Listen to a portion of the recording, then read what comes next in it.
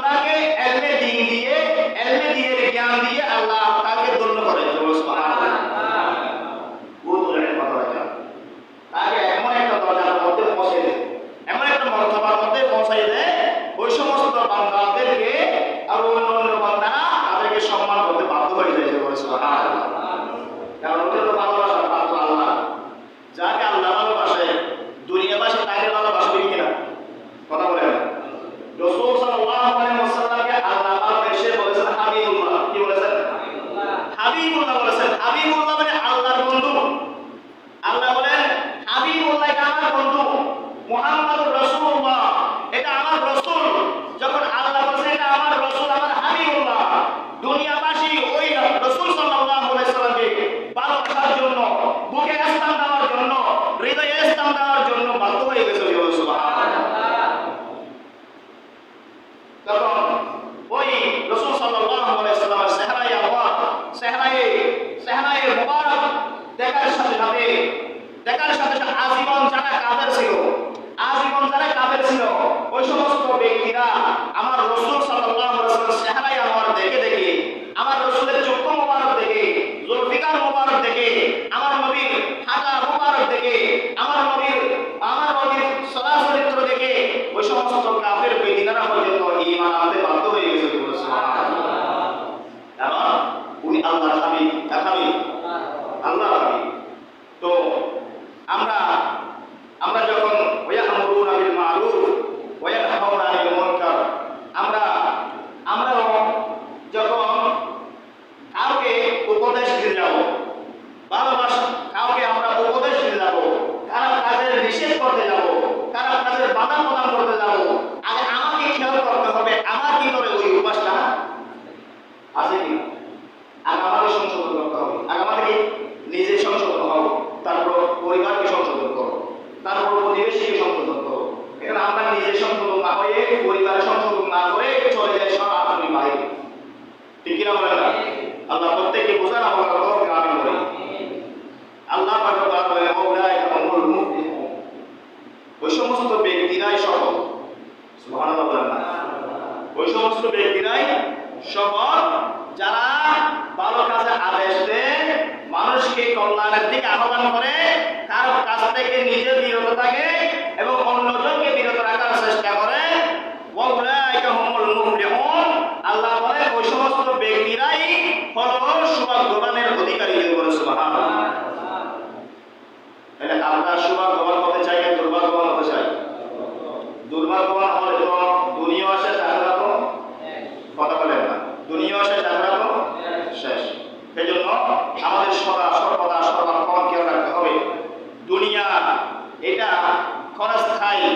এটা আমরা 50 বছর, 30 বছর, 60, 70, 80 বছর, 100 বছর যা হায়াত পাই, এই হায়াতটা এটা আমরা যখন 10 বছর পড়ালেখা করার পর এসএসসি পরীক্ষা দিতে যাই, কল সেন্টারের মধ্যে যখন যাই, একটা পরীক্ষা দেওয়ার জন্য 3 ঘন্টা সময় দেওয়া হয়। কয় ঘন্টা? 3 ঘন্টা। 3 ঘন্টা সময়ের ভিতরে আপনার যা লেখা লিখতে হবে। যখন খাতা জমা দিয়ে দিয়েছেন টিচারের হাতে, খাতা যখন জমা দিয়ে দিয়েছেন, আর লেখার সুযোগ, কথা বলেন, আর লেখার সুযোগ নাই। আপনি 10 বছর পড়ালেখা করছেন, 3 ঘন্টা সময়ের মধ্যে দৈনিক আপনার পরীক্ষা, প্রতিটা পরীক্ষার মধ্যে 3 ঘন্টা করে সময় দেওয়া হয়। ওই 3 ঘন্টা সময়ের মধ্যে আপনাকে যা লেখার লিখবেন, ওই লেখার উপর আপনার পাস করবেন নাকি নাশ করবেন, এটা ডিপেন্ড করবে আপনার লেখার উপর। আপনি 10 বছর কি করছেন না করছেন ডিপেন্ড করবে আপনার লেখার উপর। রেজাল্ট আসবে 3 মাস পর, 2 মাস পর, 1.5 মাস পর রেজাল্ট আসবে। রেজাল্ট আসলে বুঝতে পারবেন আপনি 3 ঘন্টা কি কাজ করছিলেন। ঠিক কিনা বলেন? তদ্রুপ আপনার 50-60 বছর এটা যে হায়াতটা দুনিয়ার জমিনে দেওয়া হয়েছে, এই 50-60 বছর এটা কিয়ামতের ময়দান যখন সাক্ষাৎ হবে, কিয়ামতের ময়দানে যখন উঠানো হবে আমাদেরকে, এই 50-60 বছরের হায়াতটা, 100 বছরের হায়াতটা কাউকে গলার মালা পরাই দিবে, কাউকে আগুনের মালা পরাই দিবে। ঠিক কিনা বলেন না?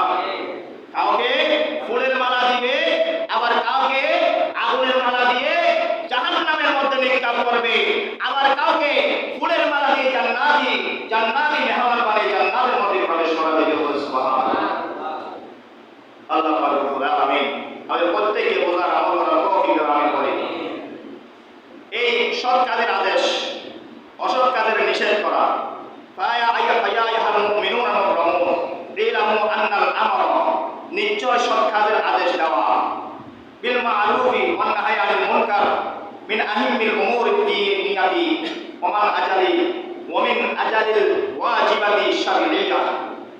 সৎ কাজের আদেশ দেওয়া, অসৎ কাজ থেকে নিষেধ করা, এটা দ্বীন ইসলামের গুরুত্বপূর্ণ বিষয়। গুরুত্বপূর্ণ, এটা নরমাল কোনো বিষয় নয়, খুব গুরুত্বপূর্ণ বিষয়। কারণ আল্লাহ রাসূল সাল্লাল্লাহু আলাইহি ওয়াসাল্লাম হাদিস শরীফের মধ্যে ইরশাদ ফরমান, হযরত জিবরাইল আলাইহিস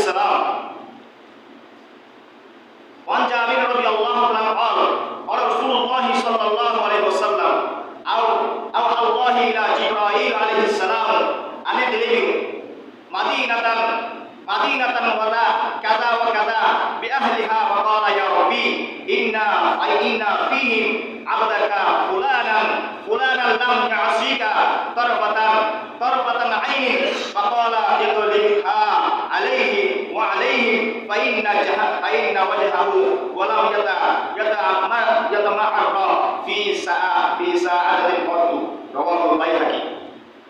এই হাদিসটি অনেক লম্বা হাদিস। আল্লাহ রাসূল সাল্লাল্লাহু আলাইহি ওয়াসাল্লাম বলেন, বনি ইসরাঈলের যুগের মধ্যে, ওই যুগের মধ্যে একজন ব্যক্তি 70 বছর পর্যন্ত, কয় বছর? 70 বছর পর্যন্ত ইবাদত বন্দেগী করে। জিবরাইলকে হুকুম করা হল, জিবরাইল অমুক অমুক শহর তুমি উল্টিয়ে দাও, ধ্বংস করে দাও, অমুক অমুক শহর এই পিঠকেও পিঠ করে দাও, উপরকে নিচে করে দাও, হুকুম করা হলো। তখন জিবরাইল আলাইহিস সালাম আল্লাহর দরবারে ফরিয়াদ করে, ইয়া ইলাহি, এই জায়গার মধ্যে আপনার এমন একজন ব্যক্তি আছে পাপের কারণে উল্টাই দেওয়া হচ্ছে, এমন একজন ব্যক্তি আছে যিনি 70 বছর যাবত আপনার ইবাদতের মধ্যে মগ্ন আছে, আপনার ইবাদত বন্দেগী করে। ওই ব্যক্তি সহ ওই ব্যক্তির কারণ হলো আপনি ওই শহরটাকে উল্টিয়ে দিন না, ওই শহরটা আপনি উল্টে দেওয়া থেকে আমাকে নিষেধ করেন।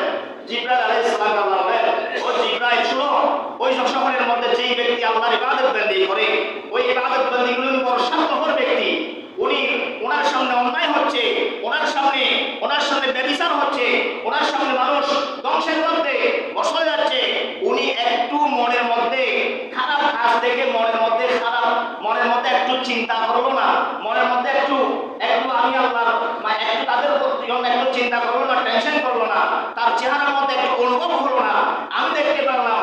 ওই কারণে ওই ব্যক্তি তো একদম বড় নাফরমান, আরো বড় নাফরমান, ওই ব্যক্তিকে সহ তুমি উল্টে দাও। তাহলে আমরা নিজে সংশোধন হলে হবে না, পরিবারকে সংশোধন করার প্রয়োজন আছে, প্রতিবেশীদেরকে সংশোধন করার প্রয়োজন আছে। নামাজ নিজে পড়লে হবে না, নিজের পরিবার, সন্তান সন্ততি তারা নামাজ পড়ে কিনা। আপনি মসজিদে এসে 5 ওয়াক্ত নামাজ পড়েন, আপনার পরিবার নামাজ পড়ে না। আপনি 5 ওয়াক্ত নামাজ পড়েন, আপনার সন্তান নামাজ পড়ে না। আপনি নামাজ পড়েন, আপনার বাবা নামাজ পড়ে না। আপনি নামাজ পড়েন, আপনার ঘরের আপনার প্রতিবেশীরা নামাজ পড়ে না। আপনি আসার সময় ভালো বলেন আসসালাম, আসেন ভাই আসরের নামাজ আদায় করি, আসসালাম, আসেন ভাই মাগরিবের নামাজ আদায় করি, আসসালাম ভাই ইশারের নামাজ আদায়, একবার বলেন নাই। একবার যদি বলতেন, ওই ব্যক্তি প্রতিদিন একবার শুনতে হঠাৎ একদিন তার ভিতর এমন একটা অনুভূতি সৃষ্টি হতো, হয়তো আমাকে প্রতিদিন তো ডাকে, একদিন হলো আল্লাহর পক্ষ থেকে তার ভিতরে হেদায়েত চলে আসতো। যখন নামাজের মধ্যে দাঁড়িয়ে যেত, ওই ব্যক্তি নামাজে যখন দাঁড়িয়ে যেত, রাসূল কারীম সাল্লাল্লাহু আলাইহি ওয়াসাল্লাম হাদিসের মধ্যে বলেছেন, যখন কোনো ব্যক্তি ভালো কাজ করার জন্য আদেশ করে, ওই ব্যক্তি আদেশটা গ্রহণ করে ভালো কাজটা ওপেনিং করে কাজ করা শুরু করে দেয়, কাজ করে শুরু করে দেওয়ার সাথে সাথে তার আমলনামার মধ্যে সওয়াব লেখা হয়। যিনি তাকে উৎসাহিত করছে, কি করছে? উৎসাহিত করছে, আগ্রহী বানিয়েছে, ওই ব্যক্তির আমলনামার মধ্যে আল্লাহ সমান সমান সওয়াব দান করবে। সুবহানাল্লাহ। আপনি একবার বলছেন না নামাজ আদায় করার জন্য, আপনার দায়িত্ব শেষ, আপনার দায়িত্ব। মুয়াজ্জিন সাহেব আযান দেন না, কথা বলেন না, মুয়াজ্জিন সাহেবের আযান দেওয়া এটা একটা দায়িত্ব। এটা কি? এটা আপনারা মনে করেন আপনারা টাকা দিয়ে আছে, এটা দায়িত্ব না, এটা আল্লাহর পক্ষ থেকে যে কোনো একজনকে দিতে হবে, ঠিক না বলেন না? এটা যে কোনো একজনকে আহ্বান করতে হবে।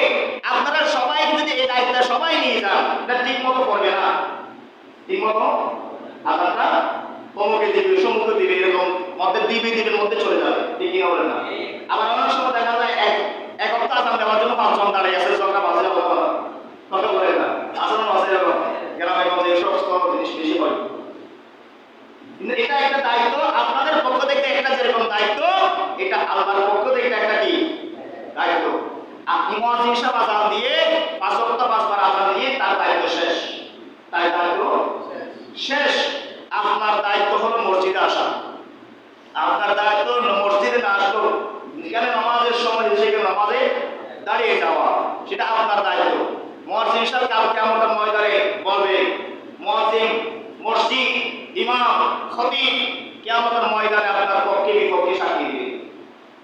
এখন হয়তো আমি আপনাদের সবাইকে চিনি না, সেদিন চিনতে পারবো। সুবহানাল্লাহ। দিনে আপনারা সবাই আমাকে চিনেন, কারণ আমি একজন, আপনারা অনেকজন। আমি সবাইকে মনে রাখতে পারি না, কিন্তু সেই দিন সবাই আমার সামনে ক্লিয়ার হয়ে যাবে। সুবহানাল্লাহ বলেন না? ইমাম সাহেবের সামনে সবাই কি হয়ে যাবে? ক্লিয়ার হয়ে যাবে। সেদিন আপনাদেরকে চিনবে।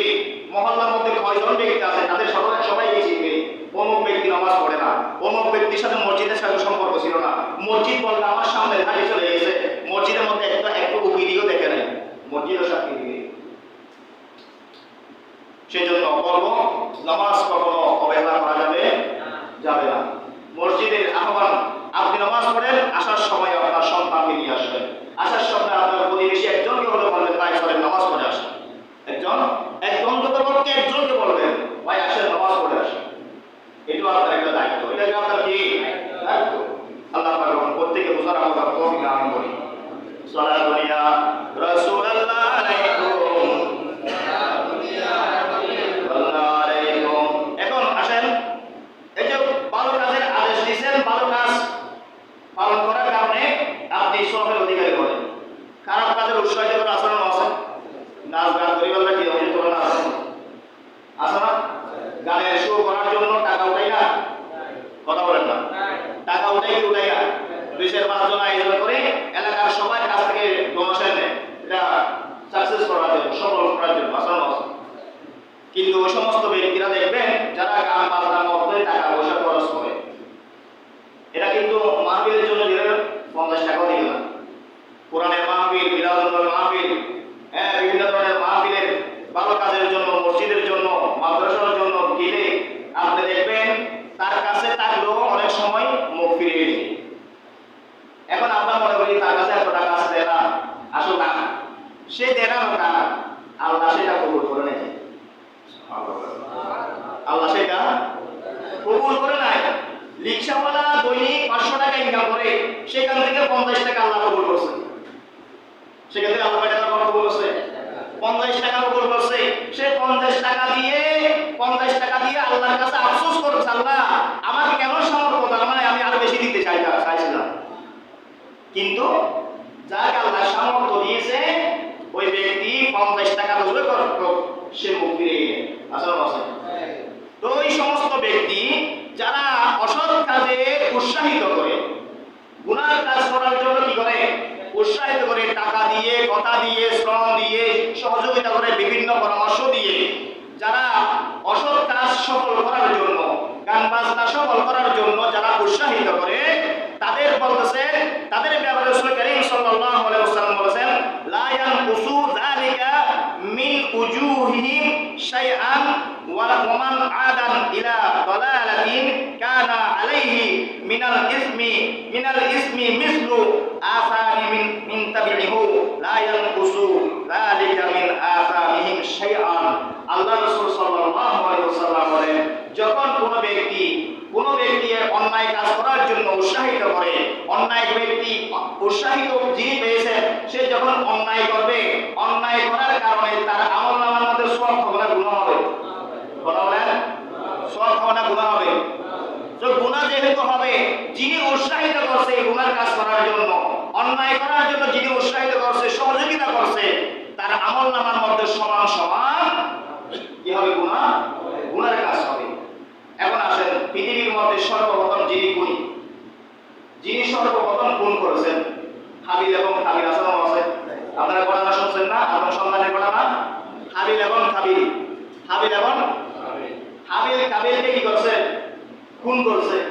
খুন করার কারণে আল্লাহ তার আমলনামার মধ্যে এমন একটা অভিশাপ লাগিয়ে রাখছে, পৃথিবীর জমিনে মানুষের মাধ্যমে মানুষ যখন খুন হয়, মানুষের মাধ্যমে মানুষ যখন খুন হয়, ওই খুনের পাপের একটা ভাগ কাবিলের আমলনামার মধ্যে লিপিবদ্ধ করা হয়।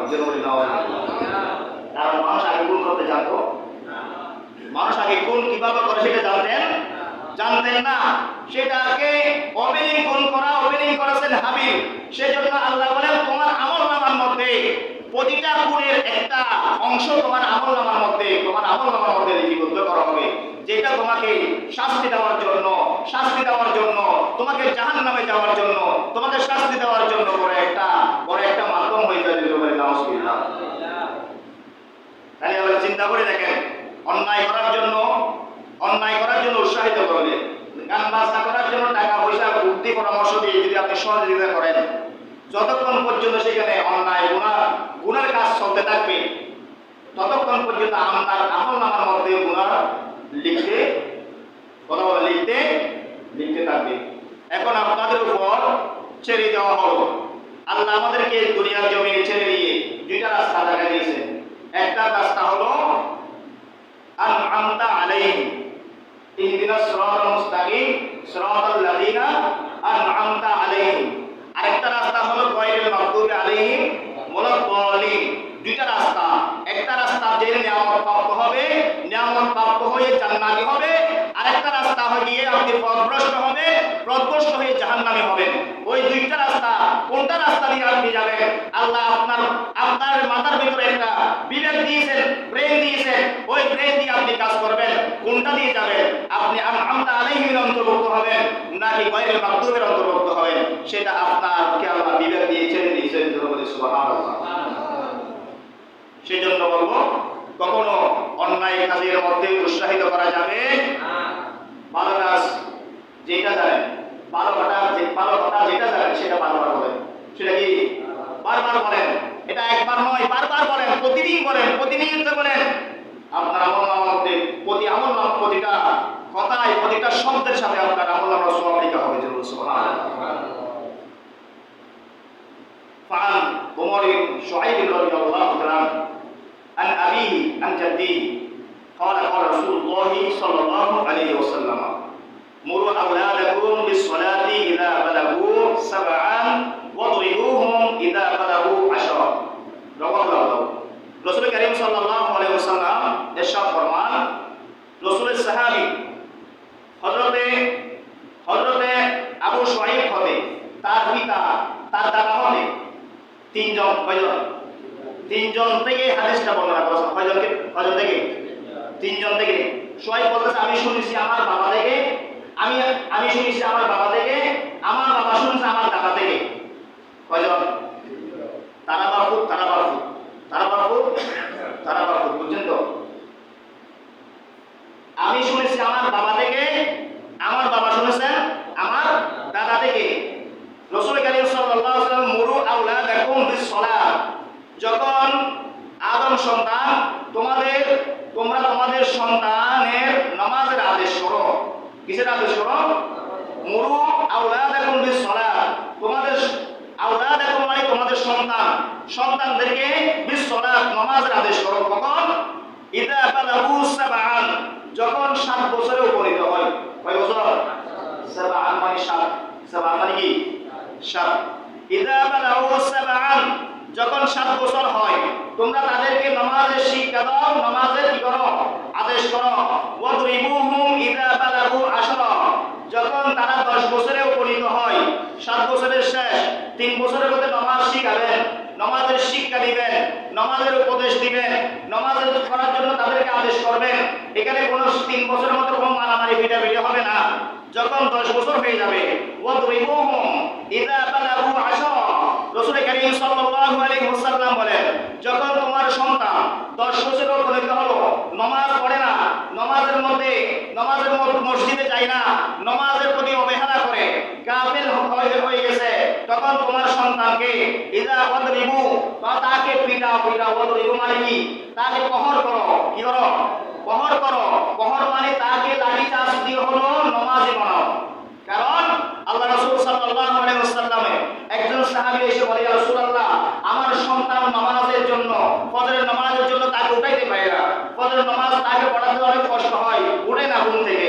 আল্লাহ রাসূল সাল্লাল্লাহু আলাইহি ওয়াসাল্লাম বলে, আমার সাহাবী শোনো, তোমার সন্তান নামাজের জন্য উঠে না, তোমার কষ্ট হয়, নামাজ পড়ে না, অনেক কম চিল্লাচিল্লি করলে নামাজ পড়তে উঠে না, ফজরের নামাজের ঘুম থেকে উঠাইতে পারে না। রাসূল কারীম সাল্লাল্লাহু আলাইহি ওয়াসাল্লাম বলেন, যখন তোমার ঘরের মধ্যে সন্তান ঘুমায়, এমন সময়ের মধ্যে তোমার ঘরের মধ্যে যদি আগুন লাগানো হয়, তোমার সন্তানকে তুমি ঘুম থেকে জাগাইতে পারতেছ না, ওই সময় তুমি কি করবা? ওই সময় কি করবা? রাসূল কারীম সাল্লাল্লাহু আলাইহি ওয়াসাল্লাম বলেন, ইয়া রাসূলুল্লাহ, আমার সন্তানকে ওই সময় টেনে বের করে ফেলবো, ঘুম থেকে না উঠো, আমি তার পা ধরে হোক, হাত ধরে হোক, ঘুম থেকে টেনে ঘর থেকে বের করে ফেলবো, কারণ সন্তানকে বাঁচাইতে হবে।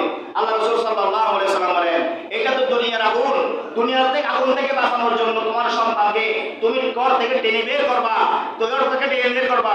যখন নামাজ আদায় না করে তোমার সন্তান হাজার হাজার বছর যে আগুন জ্বালানো হচ্ছে, ওই আগুনের মধ্যে এক ওয়াক্ত নামাজের জন্য 80 খুতবা পরিমাণ জ্বলতে হবে, ওই সন্তানকে ওই নামাজের জন্য তোমার সন্তানকে কি করতে হবে? তোমার উপর ছেড়ে দিলাম।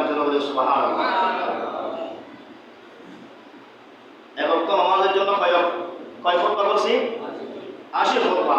80 খুতবা পরিমাণ তোমার সন্তানকে চলতে হবে এক ওয়াক্ত নামাজের জন্য। তাহলে এখন বলো, তোমার সন্তানকে ওই আগুন থেকে বাঁচানোর জন্য কি করতে হবে? দুনিয়ার আগুন থেকে বাঁচানোর জন্য এখান থেকে আগুনে জ্বলে গেলে মরেও যদি যায়, কবরে যাওয়ার পর মরে যাওয়ার পর তো শহীদের মর্তবা পাবে, ঈমান থাকলে শহীদের মর্তবা পাবে। এরপরে উনি শহীদের মর্তবা পাওয়ার পর যখন জান্নাত কিয়ামতের ময়দান যখন সংগঠিত হওয়ার পর একটা জান্নাতীরা জান্নাতে চলে যাবে, জাহান্নামীরা জাহান্নামে চলে যাবে।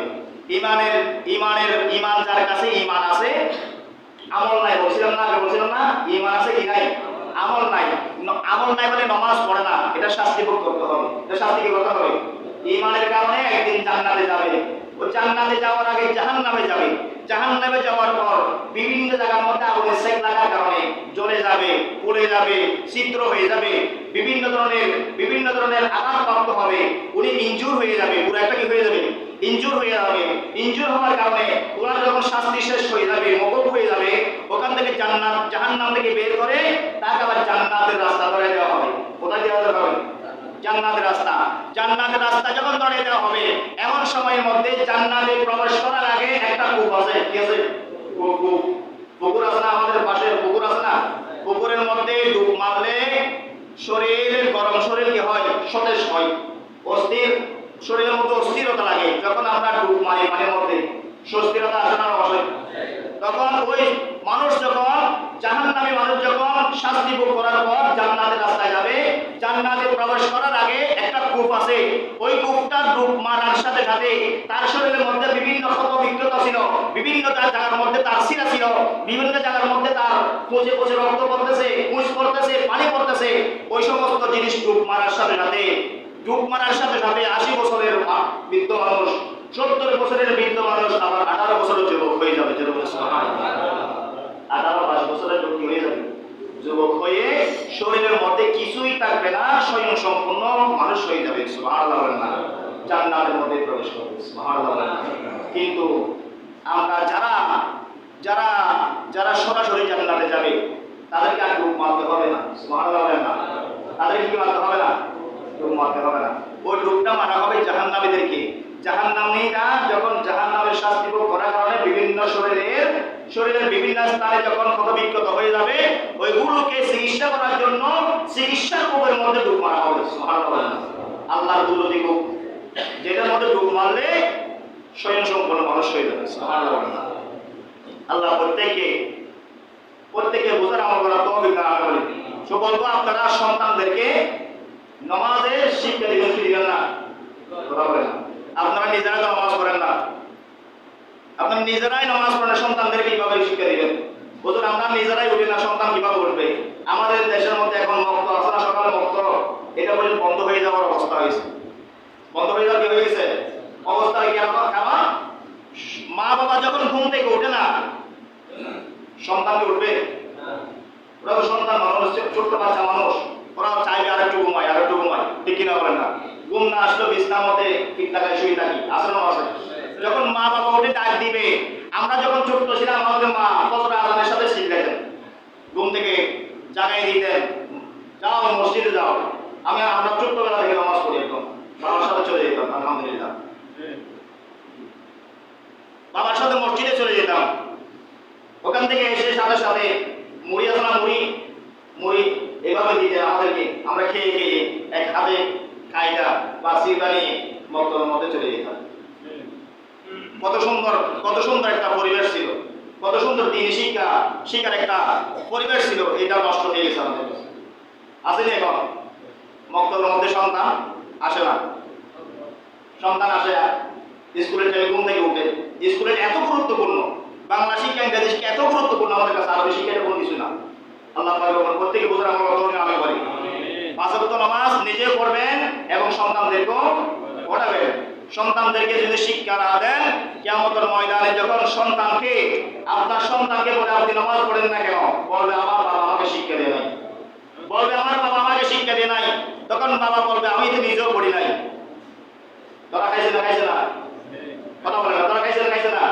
ধরা খাবে, কারণ সন্তান আপনার বিরুদ্ধে নালিশ দিবে। যার জন্য আপনি কষ্ট করতেছেন, সে বলবে আমাকে নামাজের শিক্ষা দেয় নাই, আমাকে ইংলিশ শিক্ষা দিয়েছে, আমি বাংলা শিক্ষা দিয়েছে। সেটার কারণে আমি অনেক সময় অনেক বাংলা শিক্ষা সবাইকে বলতেছি না, অনেক বাংলা ইংরেজি শিক্ষা দেখবেন অনেক আলেমের ভিতরেও আছে, জাহেল আসানও আছে, জাহেল সব জায়গার মধ্যে আসানও আছে, সব শ্রেণীর ব্যক্তির মধ্যে জাহেল আসানও আছে, সব শ্রেণীর ব্যক্তির মধ্যে জাহেল আছে।